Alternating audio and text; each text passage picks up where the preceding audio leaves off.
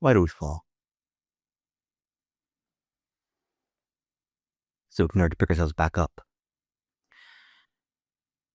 It's been ages since I did this. I mentioned in my Andor React that we've had things like car issues, and then after we got those dealt with, we all got really horribly sick, and there's been the growing dread at the state of the world.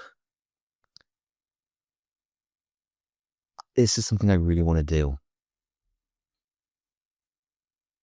I love stories. I'm passionate about storytelling. I want to tell stories, I want to write stories, and I want to talk about stories and teach people about stories. So I'm not giving up. I'm going to keep doing this as often as I can, as much as I can. And to help me get back up, I'm going to talk about my favorite superhero who never stays down. Let's talk about Batman. The 90s were a roller coaster for Batman fans. Tim Burton's 1989 Batman had shattered the goofy camp of the Adam West show, bringing the darker, more brooding and serious version of the character from the comics to the big screen. It led to Batman Returns 3 years later, and Batman the Animated Series, which ran from 1992 to 1995, returning from 1997 to 1999 as the new Batman Adventures, creating what for many is the definitive version of the character and launching the DC animated universe. But it wasn't all highs. We had some lows. Oh no! It's boiling acid! Some real lows. Really awful lows. What killed the dinosaurs? The Ice Age! Just the worst. 7 million. Never leave the cave without it. And just like that, Joel Schumacher had put a tombstone on Batman's big screen adventures. Or so we thought. Starting development in 2003 and releasing in 2005, Batman Begins had nothing to lose and everything to gain. The franchise was considered dead after 1997's Batman and Robin, and despite some big names in the cast, expectations were low. It turned out to be something of a stealth hit at the box office, earning $371.8 million in sales against a budget of $150 million, and elevating the status of Christian Bale and Christopher Nolan in Hollywood. But I often wonder if, because of these low expectations, audiences gave the movie a bit too much credit. If we look past the blinding success of its sequel, The Dark Knight, we can ask ourselves what the movie's trying to say about its hero, and see if it accomplished that, or if Christopher Nolan missed the mark. This is the Batman who wasn't.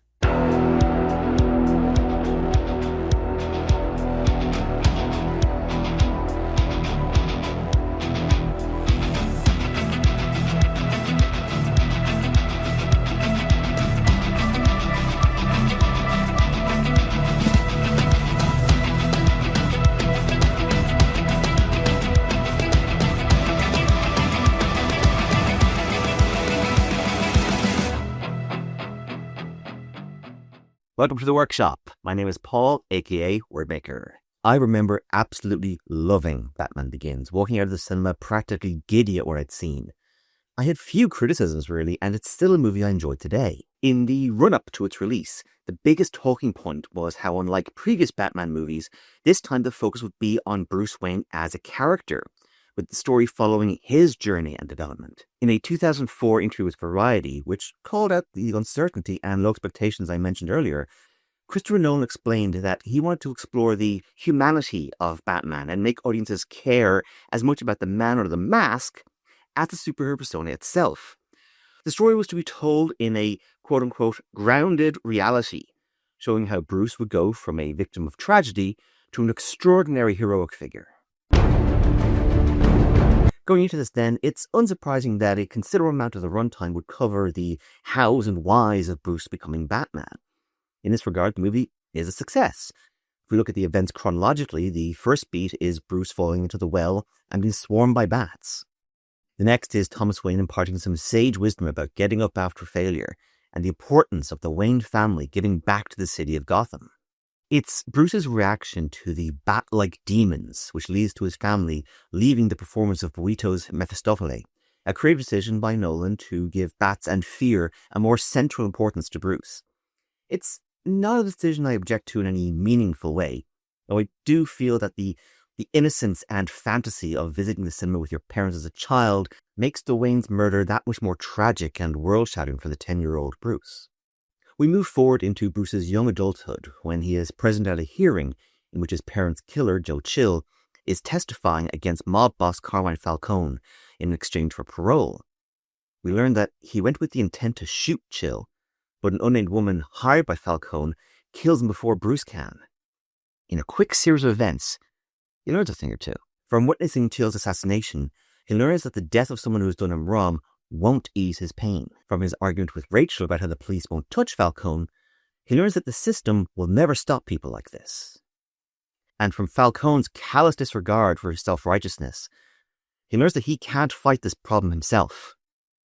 He must become something else. Hold on, did Rachel really just drop Bruce off at Carmine Falcone's favourite hangout with a gun, no less, becoming one of the last people to see him before he disappeared and wound up being declared dead? Wow, I sure hope that didn't haunt her for years. It didn't. She barely reacts when she sees him again. This isn't that kind of movie. So we had the foundations of Bruce Wayne's character. He is taught to have responsibility for the city of Gotham. He feels guilt for his parents' death. He is angry at a system that allows the strong to prey on the innocent. He knows that fear can make you weak if you let it, or powerful if you use it. And he is deeply afraid of bats. Moving on, we see that Bruce spends years traveling and living in the criminal underworld, learning how the criminals think, and, he claims, learning to empathize with them. Did you start to pity them? The first time I stole so that I wouldn't starve. Yes, I lost many assumptions about the simple nature of right and wrong. Though as he shares his history with Ra's al Ghul and we see him take part in a burglary, he insists that, though he's been caught stealing, he's not a criminal. Because he's stealing from Wayne Tech, we're meant to infer from this that he's stealing from himself, so that makes it okay. I have thoughts on this, and I'll come back to it. The end result of this is that Bruce winds up arrested and in a prison in Bhutan, where he is recruited into the League of Shadows. 6 years later, he leaves the League under, let's say, unfavorable circumstances. He returns to Gotham with a new and more concrete idea of his mission. Now that he's got the skills to be Batman, movie shifts to the gadgets. Where does he get those wonderful toys? It's a nice touch that the traditional finned gloves are actually the League gauntlets repainted.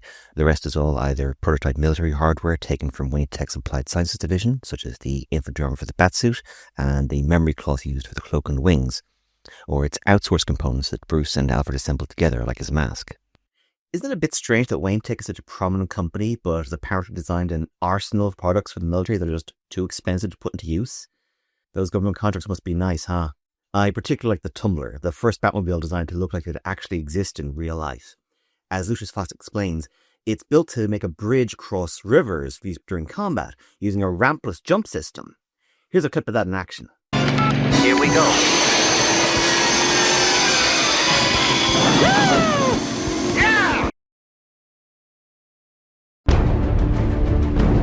Now, I have to admit, I'm not the biggest fan of stories that rely on quote-unquote realism. Stories are inherently unrealistic, and when you try to adhere strictly to realism, eventually things start to look, well, fake. Think about the Tumbler too hard, or about how Rachel reacted to Bruce's apparent death and his return, and the cracks start to show. Take, for example, the microwave emitter that serves as the central MacGuffin for the movie's climax. This is an experimental Wayne Tech device designed to vaporize an enemy's water supply, which, by the way, is potentially a war crime, so I'm a bit concerned about this company's priorities. Maybe we're supposed to assume that the League of Shadows used agents in Wayne Tech to develop it, but we have nothing concrete to suggest that, and if they had that kind of influence over the company, why sink an entire cargo ship and stage a high-profile train chase to get to the central water grid at Wayne Tower? they could have smuggled it quietly in. Thinking it's for all of Nolan's talk of realism, this thing and the League's plan to use it make no sense. Microwaves aren't exactly selective. If this weapon can instantly vaporize water, it will make people pop like wet balloons. This is why I prefer when filmmakers aren't embarrassed about making superhero movies. Just lean into the comic book logic. Not everything needs to be explained in depth to convince the audience that it's okay to have some fun and watch the man in a batsuit fight bad guys for 2 hours. I'm getting sidetracked, but this really is the point that I want to make. It feels that Christopher Nolan didn't really want to make a Batman movie. He didn't really want to make a superhero movie, if I'm being honest. Today, we're going to look at some specific arguments against this interpretation of Batman. Again, I love this movie in cinemas, and for a long time I forgave all its flaws and saw it as an almost perfect version of the character. But those flaws deserve our attention. Let's start with the most complex subject, Bruce Wayne's methodology as Batman. It's not exactly a controversial statement to say that almost all iterations of Bruce Wayne use Wayne Tech resources in order to facilitate the mission as Batman. But starting here, we get a much more overt, even indulgent take on that. I've already pointed out how Bruce justified his criminal actions by, apparently, only stealing Wayne Tech products. But Lucius Fox just comes right out and says it. Mr. Wayne, the way I see it, all this stuff is yours anyway. That's not how things work. Even if at this point Bruce was a controlling shareholder, even if he owned 100% of the shares, the company is a separate legal entity and the company owns these assets. A billionaire treating his company's property as his own property is unethical, not to mention illegal. I'm not arguing against any of this as a storytelling beat. Many stories in the comics have discussed the ethics of how Batman funds his activities, and it's been established in some stories that the Wayne Foundation is a public donor to the Justice League to make it less of a problematic issue. But there's a casual lampshade hanging that sets an uncomfortable precedent. We're being told that the billionaire is entitled to take these things that he does not legally own and use them how he sees fit. It's in this movie that we see the origin of the common perception of Batman as someone who just dresses up in a costume to beat up poor people and the mentally ill. Keep in mind that previous versions of the character always had Bruce Wayne working as an advocate for Gotham, using his wealth and influence to charity work, provide jobs and urban development, and work against corrupt industrialists. This is the first Batman who does not carry out any work to help Gotham as Bruce Wayne. He only uses Bruce Wayne to benefit himself in his work as Batman. Notably, during their confrontation at Wayne Manor, Ra's al Ghul reveals to Bruce that the League of Shadows has agents all throughout Gotham's infrastructure. Not Wayne Tech, I guess, despite Ra's plan for Bruce to lead the mission to destroy it and how much additional power that would have provided. He also explains that the League was responsible for damaging the Gotham economy in the past to try and drive the city to ruin, and they specifically targeted Bruce's parents due to their efforts to help make things better. Create enough hunger and everyone becomes a criminal. The logistics of this are uncertain. We only have Race's vaguely threatening comments to go on, but he seems to be suggesting that the League tried to make the economy worse to destroy Gotham. People like the Waynes invested back into the city to help, so the League made more of the economy bad in the specific way that would lead to a random guy in the street, desperate for money, killing them in a botched robbery. They made targeted, weaponized economics? Seems like attacking the Wayne's own finances would have been a more reliable option, given their chosen strategy, but I guess it played off. Grounded reality. Despite this uncanny method of killing, and with, as Ray said, agents in every level of Gotham society infrastructure, they decided things were taking too long and shoved a goofy supervillain weapon onto a train and tried to ram it to the middle of the Gotham water grid. I'm beginning to think the League of Shadows is not very good at its job. Now, we won't get into too much here, but given that Bruce now knows the League is literally infesting Gotham with agents, I'm sure he'll keep fighting them and work to depose them from their position to power. Despite not telling Jim Gordon anything about them later, expressing ignorance when Gordon specifically brings up concerns about an escalating conflict with colourful supervillains and drops what was genuinely one of the best sequel hooks I've seen in a superhero movie.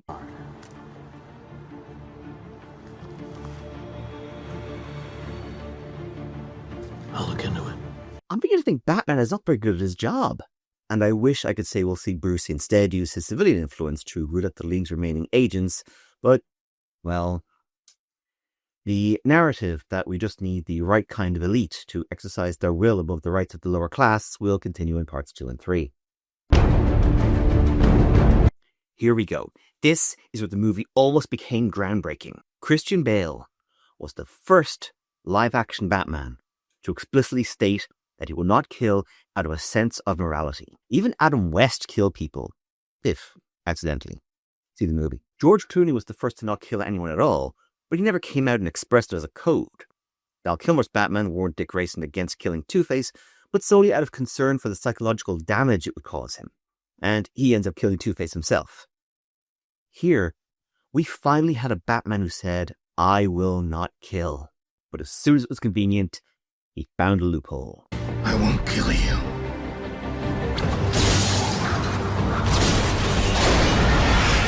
But I don't have to save you. This is in response to racist peril in an act of domestic terrorism that Batman himself caused. It's a weird version of the trolley problem. If the emitter reaches the central grid, then the entire city gets affected by the fear toxin that's already affecting thousands of people. The toxin isn't inherently lethal, but producing Fox's cure will take time, and people are going to die in the chaos while that happens. But Bruce's plan involves collapsing a railway bridge onto busy city streets, with pieces smashing into buildings. The underground parking lot is completely destroyed, along with probably the level above it, not even mentioning the structural damage with those support pillars wiped out. We get to see the damage. The only other clarification we get is Batman made the front page, and the Narrows is lost, and filled with dangerous criminals released from Arkham. Batman may have made the front page. The Narrows is lost. And we still haven't picked up Crane or half the inmates of Arkham that he freed. This is how we know that Batman never told Gordon about the League of Shadows, by the way. Scarecrow is being blamed for the released prisoners, despite the fact that he was one of the very prisoners released. The police think this entire nightmare was the work of one man. In the absence of even a throwaway line about there being no casualties, such as when Alfred points out how lucky it is that no one was killed during the Tumblr chase, which was still an example of Bruce's lack of concern for causing injuries and death, we have to take the evidence of our eyes and deduce that Batman and Jim Gordon killed potentially hundreds of people, and it's not so much as an afterthought for them. Grounded reality! Ra's al Ghul rebukes Bruce for his compassion, but I think that's a misrepresentation of what we're shown. His moral code is self-indulgent. It's not that he doesn't believe in killing, it's that it makes him feel morally superior if he doesn't have to get his hands dirty. He saves Ra's al Ghul because it makes him feel like the better person. And if he has to put lives in danger to save someone he cares about or stop an enemy, he'll do it without hesitation and without even trying to find another option. This is a contradiction we'll see continue in the sequels. Lastly, this is a Bruce Wayne who doesn't want or need to be Batman. I think this one bothers me the most as a narrative choice, but aside from my personal preference that Batman is the real identity, and that whatever speaking voice he uses in the mask should be his real voice, and instead he puts on a different voice when he's out of costume and there are people who don't know he's Batman, R.I.P. Kevin, there is a constant in almost all versions of Batman, and it's that he can never stop being Batman. Most iterations of the character depict a man who is driven to be Batman, whether because he exists in a world of complex conspiracies, rampant corruption, and exaggerated supervillains only he can handle, or he's driven by some consistent pain and trauma that forces him to be Batman, or because fate will always conspire to ensure that there will be a Batman. The revelation that the League of Shadows was responsible for making Gotham as bad as it is isn't just a quick, if kind of cheap way to make the final showdown more personal. It dramatically changes the story of the city and Bruce's connection to it. Instead of a series of systemic injustices that led to people like Joe Chill becoming desperate, the problems in Gotham have been framed as the direct actions of a few, suggesting that if these bad actors can simply be dealt with, Bruce's work is done. He no longer has to fight for Gotham's soul or become a symbol of hope and justice. He just needs to remove the bad apples. Where have we read that before? This subject is the least represented within Batman Begins, but the seed is planted here, when Rachel tells Bruce that his real face is Batman and that the man she loved never came back.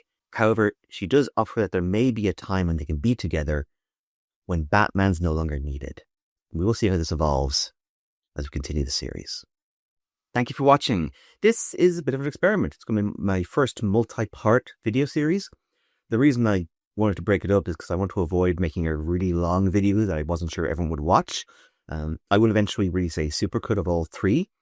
We'll see how things go. So for now, thank you. Please like, share, and subscribe. Drop over to Patreon if you want to help support me in this. And we'll see you next time as we continue the journey with The Dark Knight.